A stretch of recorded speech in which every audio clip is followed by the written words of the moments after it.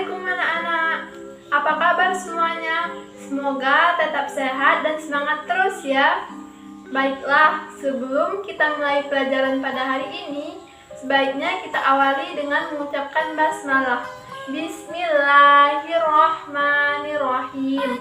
Baiklah, anak-anak, pada hari ini kita akan mempelajari tentang ilmu tajwid.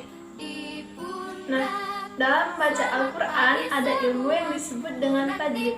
Menurut istilah, tajwid adalah ilmu untuk mengetahui bagaimana berbicara melafalkan huruf dengan baik dan benar.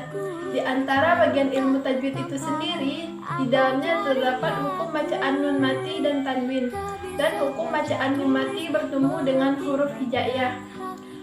Dalam ilmu tajwid, hukum nun mati dan tanwin terbagi menjadi 4. Yang pertama ada izhar, yang kedua ada idgham, yang ketiga ada iqlab, dan yang keempat ada ikhfah. Sedangkan hukum bacaan mim mati bertemu dengan huruf hijaiyah terbagi menjadi 3 macam atau 3 bagian, yaitu ada ikhfah syafawi, izhar syafawi, dan idgham mimi atau idgham mutamasilan. Baiklah, yang pertama kita akan mempelajari apa itu nun mati dan tanwin. Nun mati atau sukun adalah nun yang tidak berbaris, berharakat sukun, sehingga nun itu tidak dapat dibunyikan kecuali diawali dengan huruf yang lain. Sedangkan tanwin adalah nun mati yang bertempat di akhir isim atau kata benda yang terlihat apabila dibaca wasal atau sambung dengan kata yang lain, dan hilang ketika berhenti atau diwakafkan. Hukum bacaan nun mati dan tanwin terbagi menjadi 4. Yang pertama ada izhar. Izhar secara bahasa artinya terang atau jelas. Sedangkan secara istilah, izhar adalah mengeluarkan huruf dari makhrajnya tanpa dengung pada huruf yang diizharkan. Hukum bacaan izhar berlaku jika nun mati atau tanwin bertemu dengan salah satu huruf izhar. Huruf izhar yaitu huruf alif, ha, ho, ain, ghain, dan ha. Contoh yang pertama, Bismillahirrahmanirrahim, fasalli lirabbika wanhar, yaitu nun mati bertemu dengan huruf ha. Itu terdapat pada surah Al-Kautsar ayat kedua. Yang kedua yaitu idgham. Idgham secara bahasa artinya masukkan sesuatu pada sesuatu yang lain. Sedangkan secara istilah, idgham adalah memasukkan huruf mati pada huruf yang berharakat sehingga keduanya menjadi satu huruf yang bertasdid yang diucapkan oleh lisan satu kali. Idgham di sini terbagi menjadi 2. Yang pertama idgham bigunah. Idgham bigunah adalah setiap nun mati atau tanwin yang bertemu dengan salah satu huruf, yaitu huruf ya, nun, mim, dan waw.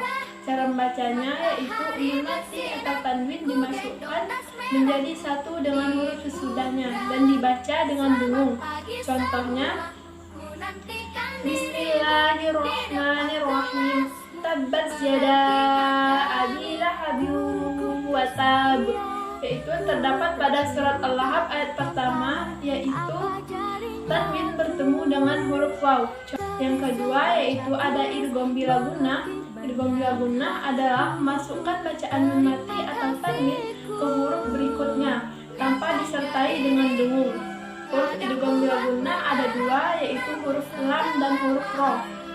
Contohnya, Bismillahirrahmanirrahim, walam yakul lahu kufuwan ahad, yaitu nun mati bertemu dengan huruf lam, terdapat pada surah Al-Ikhlas ayat keempat. Selanjutnya yang ketiga yaitu iqlab. Iqlab artinya menukar atau mengubah. Iqlab terjadi apabila nun mati atau tanwin bertemu dengan huruf ba.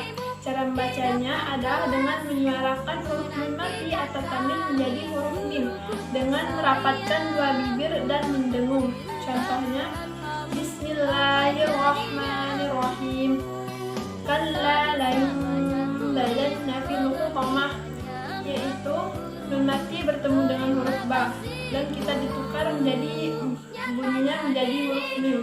Terdapat pada surah Al-Humazah ayat keempat. Yang keempat ada ikhfah. Ikhfah artinya samar. Hukum ikhfah terjadi apabila nun mati atau tanwin bertemu dengan huruf ikhfah. huruf ikhfa yaitu ta, ta, jim, dal, zal, zai, sin, shin, sad, dot, ta, za, fa, kaf, kaf. Cara membacanya sama-sama tidak sejelas izhar dan tidak juga selubur idgham. Contohnya Bismillahirrahmanirrahim.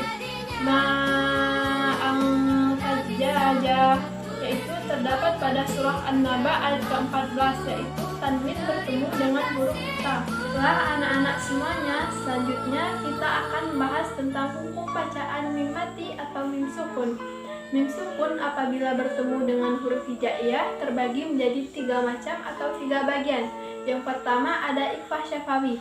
Ikhfa syafawi adalah mim sukun apabila bertemu dengan huruf ba.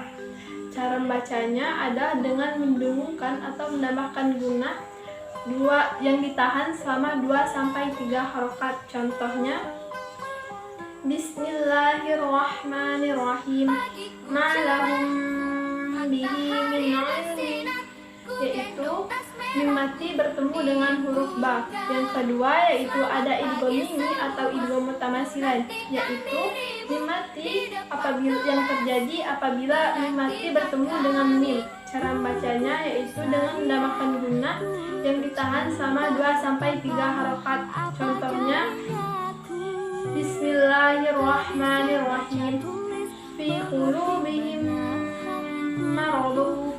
Selanjutnya yang ketiga yaitu ada izhar syafawi. Izhar syafawi yaitu mim mati apabila bertemu dengan huruf selain mim dan ba. Cara membacanya yaitu dengan terang dan jelas. Maksudnya jelas di sini yaitu tanpa ditambah dengan dengung atau gunnah. Contohnya Bismillahirrahmanirrahim. Walam yaj'al lahu iwaja, yaitu mim mati bertemu dengan huruf ya. Contoh yang kedua min amrina rasyada, yaitu mim mati bertemu dengan huruf ro. Jadi dapat kita simpulkan bahwa hukum mim mati atau tanwin terbagi menjadi 4, yaitu ada ikhfa, izhar, ikhfa, dan idgham. Sedangkan hukum mim mati atau sukun terbagi menjadi 3, yaitu ada ikhfa syafawi, izhar syafawi, dan idgham mimi atau idgham mutamatsilin. Demikianlah pelajaran pada hari ini. Semoga dapat bermanfaat untuk kita semua. Lebih dan kurang ibu mohon maaf. Wassalamualaikum warahmatullahi wabarakatuh.